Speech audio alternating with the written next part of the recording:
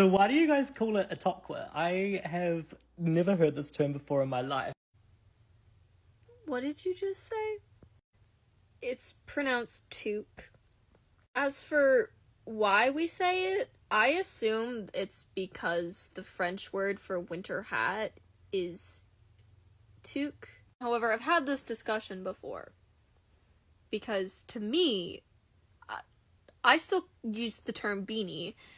It's just, but if a hat has like a pom-pom on it or a bauble, then it's a toque. But that all depends on which Canadian you talk to, because I remember talking to my sister and I said beanie, and she said, "You're Canadian, why it's a toque?" And I was like, "Isn't a toque the one with the bauble?" And she said no. Upon further discussion, other Canadians agree with me that yes, a toque just has a bauble, and otherwise it's a beanie. But I guess it's a case-by-case scenario in that situation. But yeah, Canada has French and English as their official languages, and in French, a winter hat is antique. So, someone did tell me that they're French, and that to them, toque was a different kind of hat, but I grew up speaking French in French immersion in Canada, and we always called a winter hat antique. So, that probably just has to do with where you are speaking French. Yeah. Toque. And it's because French. I swear to God, every couple of months it comes up that I'm short, and you all freak out, and it's hilarious. Someone said that I was around 5'3" or 5'2". I'm not even that tall.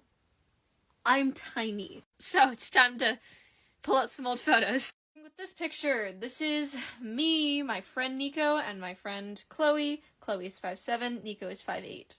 Because Nico and I are both kind of known on the internet, there was a whole discussion about him being taller and people being very confused about our height difference just in general, so we did a height check to prove that, in fact, they had it wrong, that I was the short one and he was the tall one. This picture of me and one of my best friends, I want you to know that the hill was slanted, so I look taller than I am. Also, my Doc Martens gave me an extra inch, so I'm actually quite a bit shorter. This was us at grad. They are 5'11", I believe. And this has nothing to do with my height anymore, but I just realized how similar that picture was to this one, and I just wanted to share that. Back to my height, though. I got this picture with me and my best friend. What's hilarious about this picture is I was wearing boots, and I'm pretty sure these boots give me another 2 or 3 inches in height. And he's not wearing shoes. I think Max is 5'4" or 5'5". So yeah. I don't want to go find this video. However, another thing is, if you scroll down quite a bit, there is a video where I put on point shoes to see if I could touch the top of the door. And I just barely could. It was like my fingertips. So yeah. I'm not tall. At all. I mean, come on.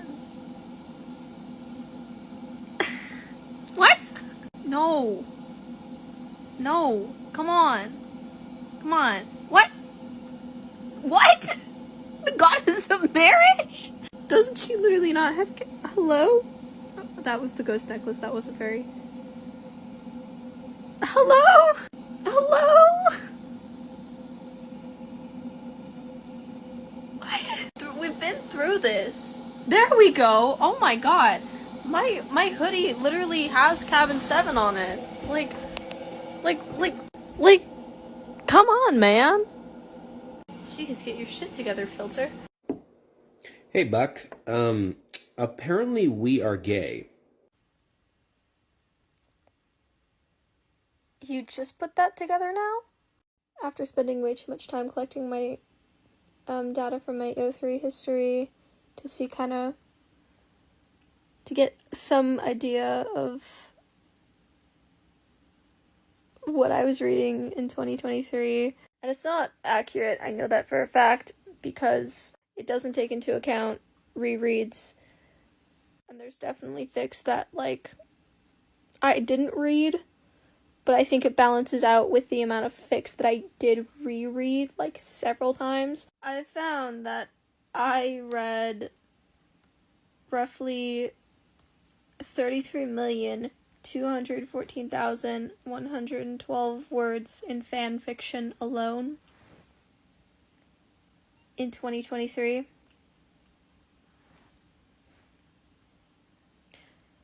I would also like to throw it out there that I also read 75 books in 2023.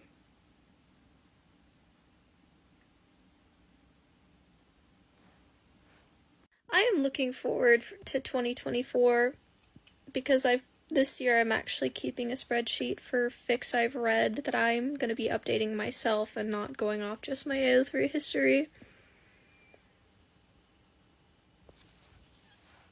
Oh my god.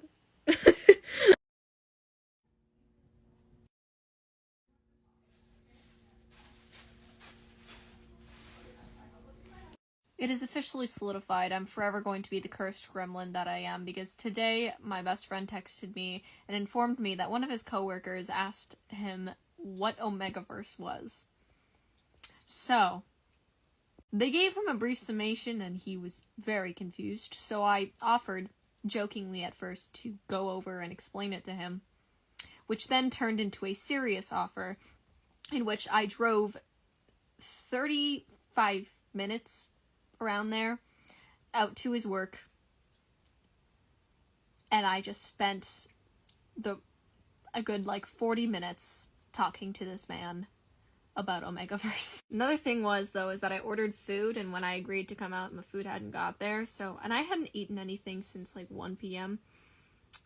So while I waited for my food to come, I just sat and took some notes on what things I could cover. Unfortunately, I did not have enough time to actually write down as much as I would have liked to prepare for explaining what Omegaverse was, though I did cover a good chunk of what it was. However, this man had not read fanfiction before, so I was completely prepared to break him. He was so chill about it, and then he gave me a free cake pop. But now this means, not only do I have pre-prepared notes for the next time someone asks me about Omegaverse, I now just have a Google Doc dedicated to my knowledge on Omegaverse that I'm going to update every single time I learn something, so next time I'll be more prepared. I think this is the most for the plot thing I've done in a while, and I'm okay with that. Oh dear god. This is gonna have tentacle sex in it, isn't it?